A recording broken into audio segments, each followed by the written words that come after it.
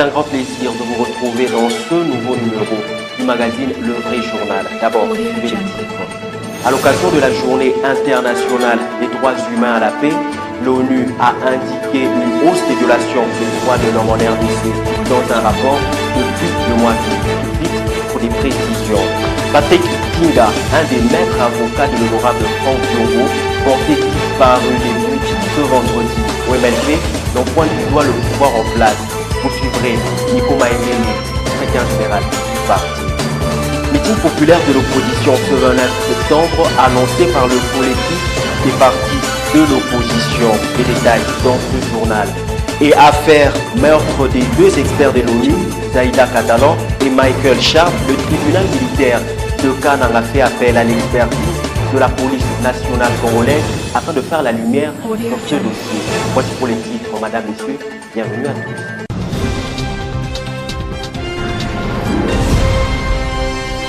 Journée internationale des droits humains à la paix, célébrée chaque 21 septembre, les Nations Unies remettent en cause le pouvoir dictatorial à la tête de l'État. À quel niveau se trouve la RDC par rapport à cette question?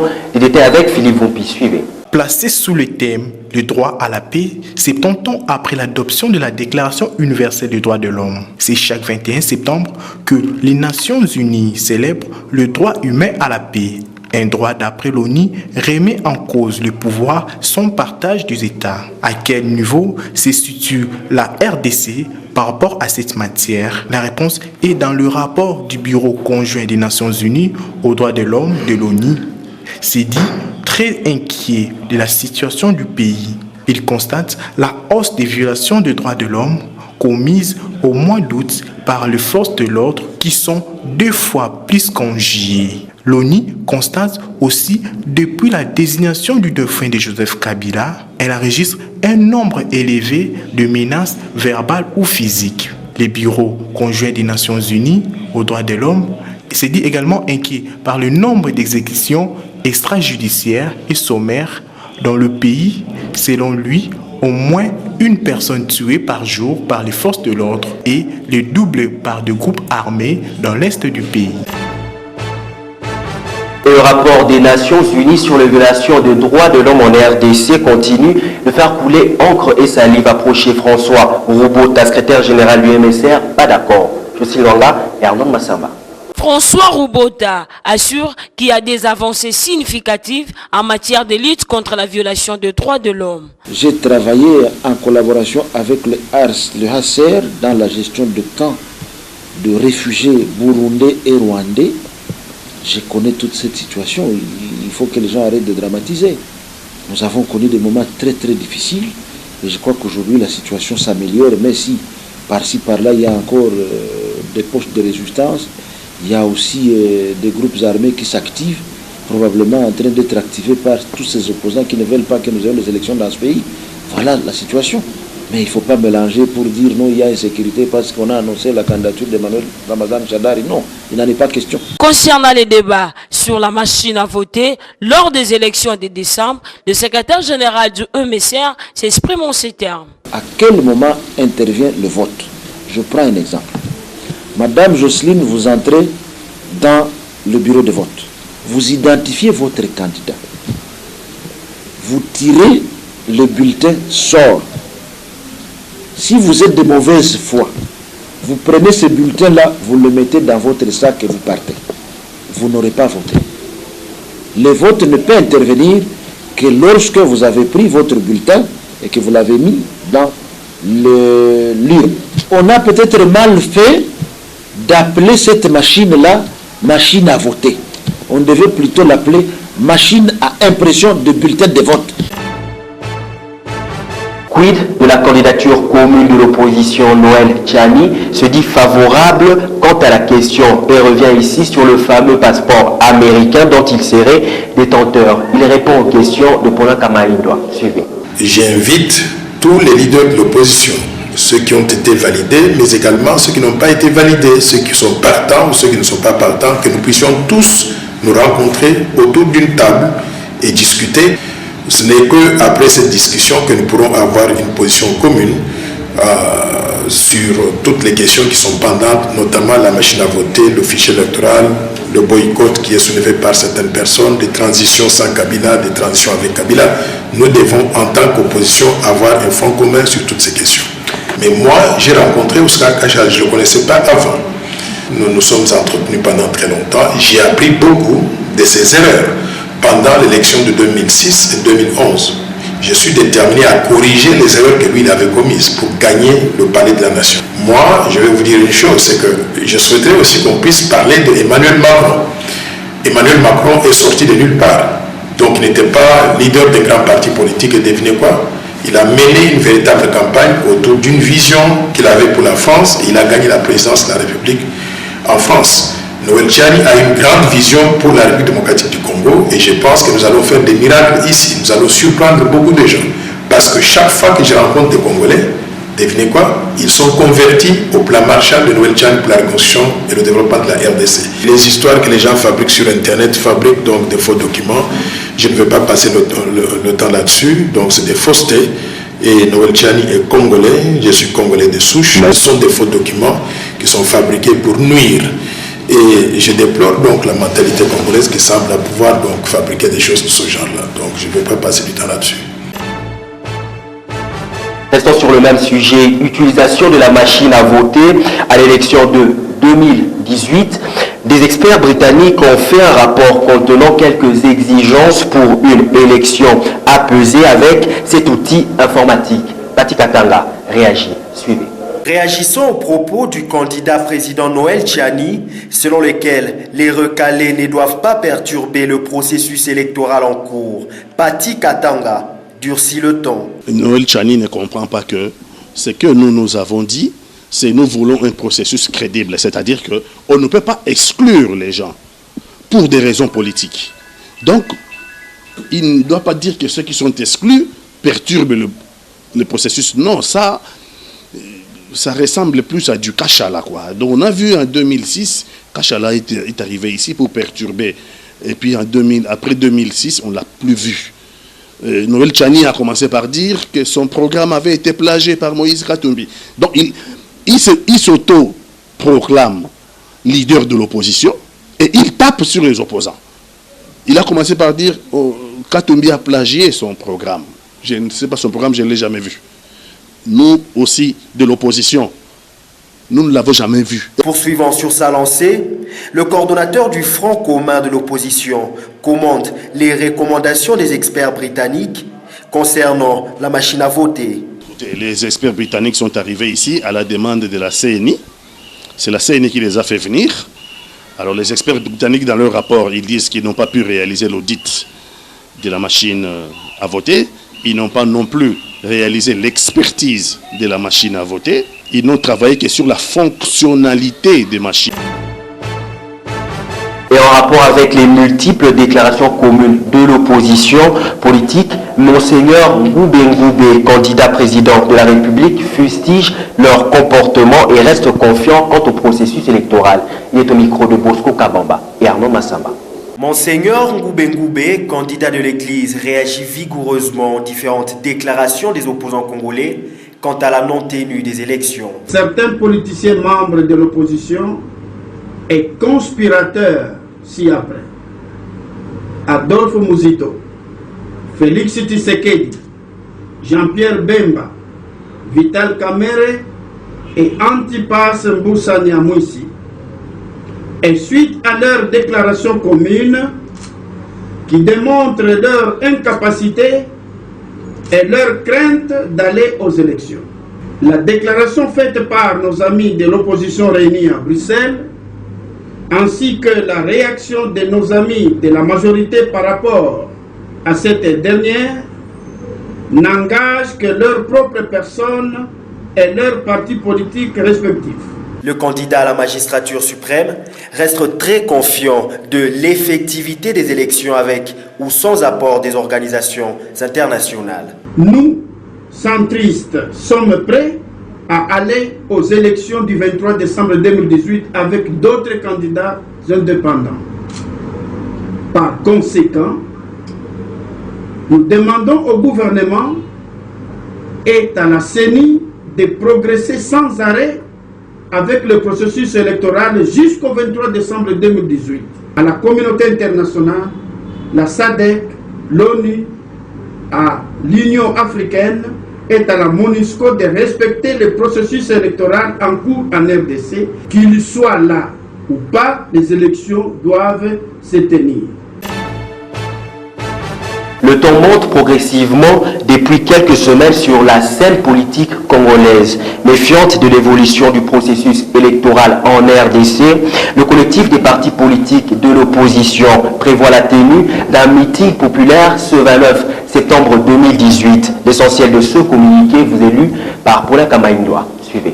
Dans une correspondance adressée au gouverneur de la ville de Kinshasa, André Kimbuta, par le collectif de partis politiques de l'opposition, l'on peut bien lire, je cite, « Nous venons par la présente vous informer, conformément à l'article 26 de la Constitution, de la tenue par l'ensemble des partis politiques de l'opposition signataires de cette lettre, d'un meeting populaire le samedi 29 septembre 2018 à l'esplanade du boulevard Triomphal, en vue d'échanger avec nos bases sur l'évolution du processus électoral dans notre pays. À cette occasion, le militant de nos organisations politiques respectives ainsi que les forces vives de la ville de Kinshasa seront mobilisés pour assister à cette manifestation. » Fin de citation. Une communication qui fait suite à une vague d'invalidation des candidatures des différents ténors de l'opposition, notamment Jean-Pierre Bemba, Adolphe Mouzito et Moïse Katumbi, écartés du processus. Ici est signalé que ces communiqués portent les signatures du MLC,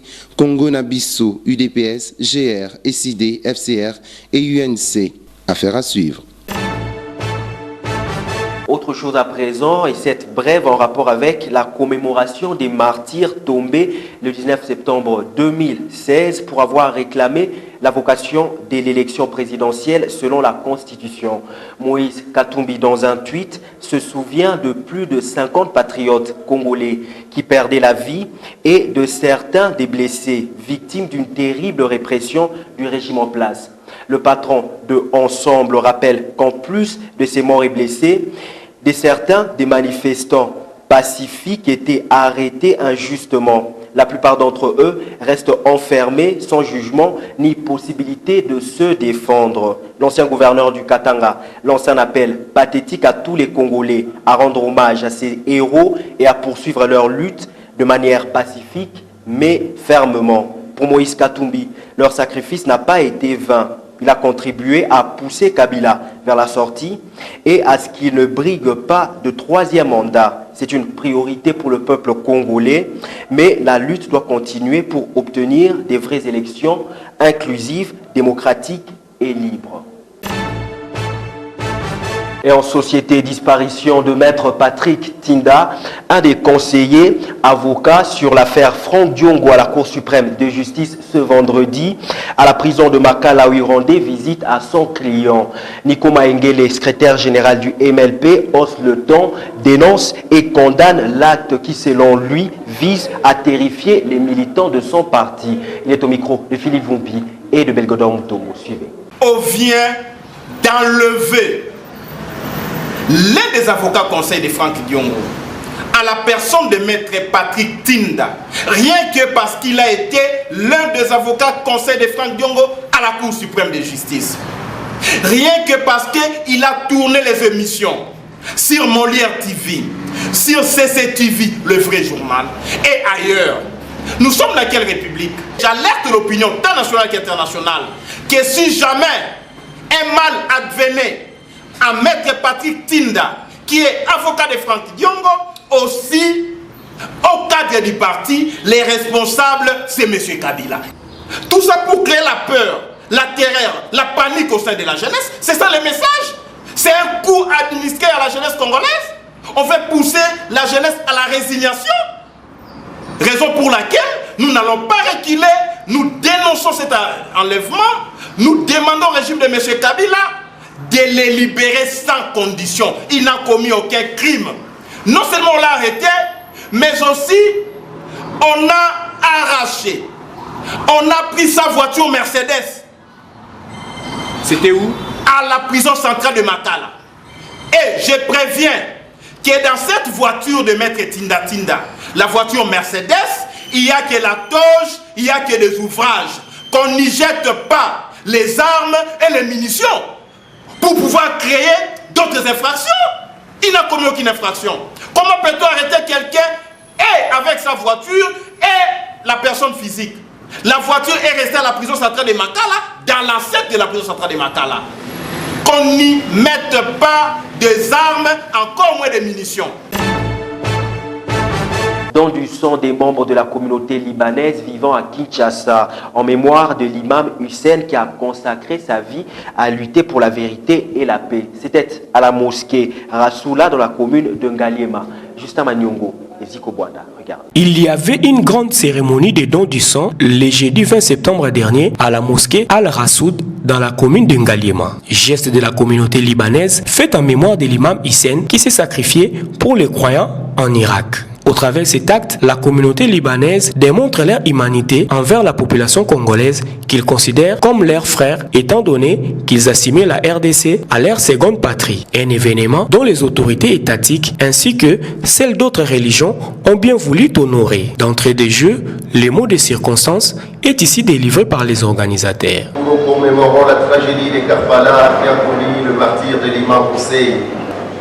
En fondant la vérité comme portant le principe universel qui doit guider les relations humaines.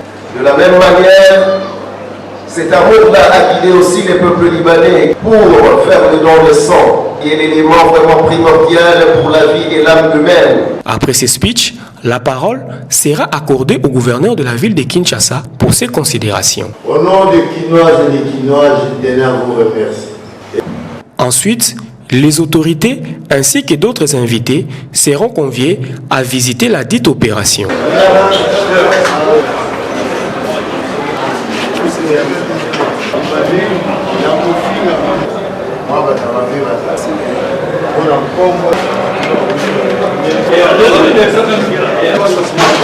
Au sortir de la rencontre, le président de la communauté libanaise justifie la portée de ces gestes. C'est un message pour dire à tout le monde que nous vivons ensemble,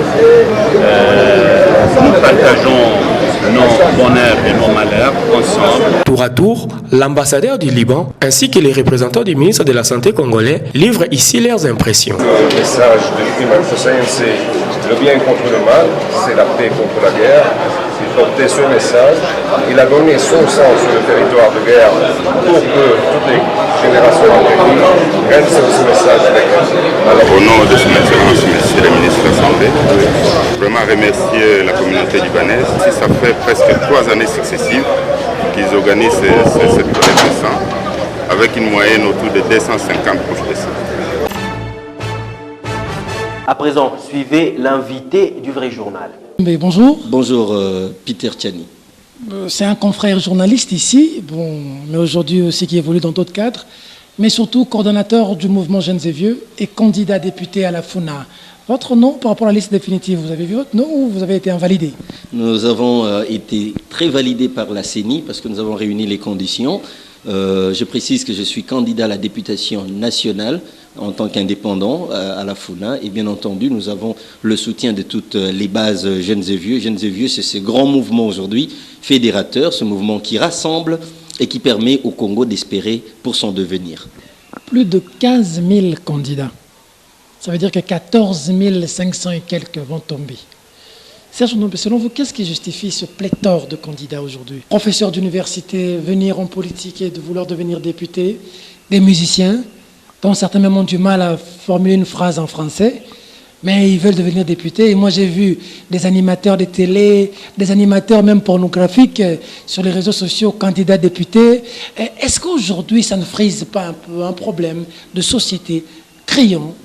Effectivement, il y a un problème d'éthique lorsqu'on parle de candidature à la députation nationale, provinciale ou à quelque niveau que ce soit. Lorsqu'on se veut représenter son peuple, on doit avoir une éthique à défendre, il faut avoir un passé glorieux, il faut être un modèle. Malheureusement, nous sommes exposés, aujourd'hui c'est du méli-mélo, c'est un fourre-tout où l'on retrouve toutes les catégories des personnes que vous avez citées. Vous êtes allé même plus loin en citant ceux qui ont touché parfaitement à l'atteinte de bonne vie et mœurs. Des pornographes qui sont candidats. C'est la raison pour laquelle je dis que nous sommes malheureusement soumis à une loi électorale qui, la question doit se poser aujourd'hui, est-ce que cette loi a été élaborée en tenant compte de tous ces préalables, bonne vie et mœurs et tous les restes. Bon. Laissons aussi au peuple de trancher, parce que le peuple, c'est le souverain primaire. Je crois que quand on va aux urnes, on n'y va pas forcément parce qu'on pense qu'on est déjà gagnant, que ce peuple sera lucide cette fois-ci, en tenant compte des compétences. Le peuple qui suit les 5 000 francs, les 3 000 francs, vous avez déjà un bon package, j'espère, des polos et des dons à faire, hein, et des promesses fallacieuses, comme vous avez dit au début. Justement, le travail que nous faisons aujourd'hui, le travail Jeunes et Vieux, est un travail de citoyen, de citoyenneté, parce que pour nous, le véritable faiseur de paix du Congo, c'est d'abord le Congolais lui-même. Lorsque Jeunes et Vieux sur terrain, lorsque Jeunes et Vieux intervient, Jeunes et Vieux parlent au cœur du Congolais. On met sur la table des véritables questions, des questions d'école, par exemple l'éducation, l'instruction. Qu'est-ce qu'on apprend à l'enfant aujourd'hui? Est-ce que tous nos enfants ont droit à l'école primaire gratuite, comme c'est assuré par la Constitution? Est-ce que les parents ont ce vécu quotidien avec le travail, l'emploi décent, comme c'est garanti? Ce sont ces questions aujourd'hui que nous, en tant que Jeunes et Vieux, nous mettons sur table et nous abordons. Alors Serge, pourquoi mouvement Jeunes et Vieux? Jeunes et Vieux aujourd'hui, c'est ce mouvement qui rassemble des jeunes et des vieux de la RDC autour des valeurs pour que la société congolaise se pérennise. C'est toi et moi, c'est tout le monde, et ce n'est pas du jeunisme, ce n'est pas que l'on est en train de soutenir des jeunes à tout prix, comme j'apprends malheureusement par les réseaux sociaux, jeunes votez jeunes. Nous, Jeunes et Vieux, ne dit pas ça. Jeunes et Vieux dit, votons utile, votons des jeunes, votons des vieux, mais de manière utile. Oui, mais quand vous parlez des jeunes... Des jeunes et vieux. Oui, mais les jeunes ont dirigé ce pays. Quel est le résultat aujourd'hui de la jeunesse? C'est le phénomène Matolo, c'est le phénomène Oudjana. Ça veut dire qu'il ne faut pas mettre les jeunes de côté. Je pense qu'il faut mutualiser la société. Vous savez, lorsqu'aujourd'hui on se met à définir les problèmes du Congo du côté des jeunes ou encore du côté des vieux, on fait déjà fausse route. On peut décrier des antivaleurs, on peut dire que les jeunes sont dans les matolos, on peut dire que les vieux sont dans l'égoïsme et que le vieux ne cède pas. Faites un tour, la fonction publique, aujourd'hui, malheureusement, il y a quelqu'un qui m'a dit dans un bureau public, en me disant que ça ressemble à un homme de vieillard. Vous comprenez que ça frise une certaine carence de renouvellement. Et nous, dans Jeunes et Vieux, nous disons qu'il ne suffit pas d'être jeune pour prétendre remplacer les vieux, il ne suffit pas d'être vieux pour se dire que je mérite plus que le jeune, mais il faut véritablement que la société soit définie autour de cette mutualisation d'expérience, cette discussion qui veut que moi, j'ai fait ma part et que vous poursuiviez, et la logique dans laquelle Jeunes et Vieux s'inscrit. Est-ce que le problème du Congo est un problème de jeunes et vieux, ou est-ce que c'est un problème de mentalité de l'homme congolais? Est-ce que vous ne fautez pas dès le départ, lorsque vous parlez de jeunes et de vieux, pendant qu'une personne qui a une bonne mentalité, une bonne conscience, peut être jeune ou vieux, mais changer les choses? Est-ce que ce n'est pas un problème générationnel ou un problème d'homme et de mentalité? Je pense que c'est un problème de mentalité, c'est un problème... Pas un problème de jeunes et vieux. Écoutez très bien ce que je veux dire, parce que les jeunes et les vieux ont une mentalité. Donc, c'est un contenu, ne faisons pas de la métonymie ici. Nous disons clairement que la qualité du Congolais importe le plus, mais ce Congolais est à la fois soit jeune, soit vieux. Est-ce que c'est pas mal parti de dire que c'est jeune et vieux, ou c'est un problème de mentalité et d'âme qui peut être jeune ou qui peut être vieux? Justement, je réponds, parce que c'est ce débat politique qui a créé ce clivage en pensant que quand on est jeune, on est certainement soit de l'opposition, quand on est vieux, on est certainement soit de la majorité. Aujourd'hui, les problèmes du Congo, les problèmes des Congolais restent un problème d'hommes qui se gèrent entre le jeune et le vieux de la RDC. Qui est jeune? Qui est vieux? Je pense qu'aujourd'hui, cette question a tout son sens dans qu'est-ce que tu fais pour participer à l'émergence du Congo. La jeunesse, c'est un état d'esprit. On raconte même qu'on est jeune de 7 à 77 ans. On est vieux à partir de quel moment? Mais attention, il y a des jeunes qui sont vieux, qui sont vétustes dans leur façon de voir. Il y a de vieux qui sont jeunes dans leur façon d'accepter la vie. Je pense qu'aujourd'hui, c'est à la fois du fair play, du réalisme, du bon sens et de l'éthique et même une vision du Congo. Moi, aujourd'hui, quand on me dit « Est-ce que vous êtes un jeune ou vous êtes un vieux ?» Je dis « Je suis un jeune et vieux. » Parce que dans moi, il y a à la fois le besoin d'apprendre, le besoin de continuer et le besoin de léguer, comme exemple. Quand est-ce qu'on devient jeune? Quand on lègue? Quand est-ce qu'on devient vieux? Quand on lègue ou quand on apprend du jeune? Parce que, parlons peu, parlons bien. Vous semblez combattre pour la jeunesse. Les jeunes sont le taux de ceux qui travaillent, de statistiques, et de ceux qui sont au chômage. il est de combien? Je crois que malheureusement, on parle de la RDC, mais je veux vous parler de la situation de l'Afrique en général.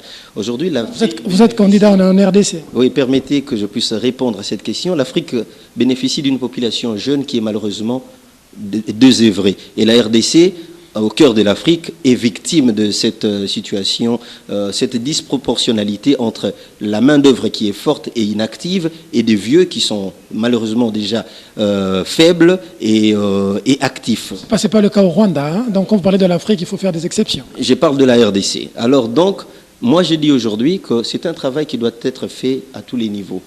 Qu'est-ce qu'on appelle emploi ? En fait, on oublie souvent que l'emploi ou le travail est la réponse à un besoin de société. L'État doit organiser les conditions pour que ces travails soient réglementés, mais les travails, c'est ce qui se passe à côté de nous. Regardez dans nos quartiers, qu'est-ce qu'on fait du salongo? Le salongo est un travail aujourd'hui. Donc en définitive, les statistiques réelles pour situer combien de Congolais sont au chômage et creuser pourquoi, il n'y en a toujours pas. Non. En 30 secondes. Non, moi je pense que vous faites fausse route aujourd'hui à quelqu'un comme moi qui est à la fois sujet de ces fossés qu'il y a entre le besoin de travailler et l'absence du travail. Moi je crois qu'aujourd'hui nous devons nous organiser pour que nous trouvions solution à ce problème de travail, d'emploi. Il y en a plein d'autres, hein. Il n'y a pas que l'emploi. Mais pour résoudre le problème, il faut savoir il y en a combien qui sont au chômage. C'est comme ça que vous pouvez apporter un plus. Bon, quand ce n'est pas connu, c'est compliqué. Non, écoutez, aujourd'hui, je pense qu'il faut savoir de quel côté nous sommes. Nous, aujourd'hui, nous sommes cette population qui a besoin d'emploi. Posez la question à ceux qui doivent organiser l'emploi dans le pays pour que ces gens répondent en disant, voilà, nous avons donné tel nombre d'emplois sur une demande de telle échéance, à telle durée, à telle échéance d'intervalle. Je crois que ce n'est pas à cette main-d'œuvre qui attend à travailler, qui veut se faire accompagner, de lui poser la question, est-ce que les autres travaillent ou pas? D'accord. Vous qui vous battez pour la jeunesse, combien de diplômés sont déversés à travers la République chaque année? Ce taux-là, vous allez compenser ça comment pour juguler le chômage? Non, écoutez, faisons la part des choses, cher ami. Jeunes et vieux, aujourd'hui, est un mouvement citoyen qui prône justement cette mutualisation d'expérience, qui prend en compte les jeunes et les vieux. Ok ? Et la question du chômage aujourd'hui est une préoccupation qui déchire les familles, parce qu'il faut voir ce que nous faisons sur terrain. Lorsque nous apportons une aide pour les cas d'espèce, pour être pratique, lorsque nous avons remis aux parents des cahiers pour préparer la rentrée scolaire, vous voyez que... Est-ce que vous leur avez corrompu avec des cahiers pour qu'ils puissent voter pour vous? Il faut faire très attention, parce que ceux qui vous suivent savent exactement comment ils ont accepté de cotiser avec leurs maigres moyens pour que jeunes et vieux puissent renforcer leurs capacités. Tout parent qui a bénéficié des actions jeunes et vieux, parce que nous sommes une ASBL, c'est-à-dire une association sans but lucratif, ces parents qui ont cru au message jeunes et vieux, qui ont participé, ce sont des Congolais qui pensent qu'avec nos propres efforts, nous pouvons avancer. Vous vouliez que ces parents restent les bras croisés et que les enfants n'aillent pas à l'école, ou que l'enfant aille à l'école sans cahier? Le rôle des médias que vous êtes, c'est de relayer l'information. Les actions que Jeunes et Vieux fait aujourd'hui sont des actions à l'abri de l'usure du temps. Ce que nous faisons aujourd'hui, c'est former les Congolais, former l'homme congolais pour que la société de demain puisse se pérenniser. Serge Nyombe parle bien. Peux-tu être un exemple ou un modèle de société pour la jeunesse? Quel a été aujourd'hui? Je me rappelle ici que Serge Nyombe est un confrère journaliste, je l'ai dit au début ici, mais visiblement ça marche bien. Dans un environnement, pour les autres, ça ne marche pas. Quel conseil pourriez-vous donner à la jeunesse pour aussi être deux autres Serge Nyombe? Et la dernière question, qu'apporteriez-vous de nouveau dans cet hémicycle? C'est par extraordinaire, vous étiez élu dans un environnement où il y a des vieillards et des hommes de vieillards. Je pense que du début à la fin, les deux questions se recoupent, hein, et la réponse, elle est unique. Il faut apporter de l'espoir aux Congolais. Il faut apporter de l'espoir à cette nation congolaise qui n'est pas appelée à mourir. Nous ne sommes pas l'Atlantide pour disparaître. Nous n'avons pas vocation à mourir, mais nous avons vocation à exister et à survivre, à nous pérenniser. Je pense que notre présence au niveau de l'Assemblée nationale ne sera que l'expression manifeste d'un plébiscite d'une population qui aura compris que le Congolais doit avoir ça comme cahier de charge. On a laissé le métier de journaliste parce que ça ne paye pas bien. Maintenant, il faut aller à l'Assemblée nationale. Hein. On est journaliste une fois et pour toujours. Je serai toujours cher confrère. Serge Onyumbe, coordonnateur de Mouvement Jeunes de Vieux, candidat député national à la FUNA. Merci.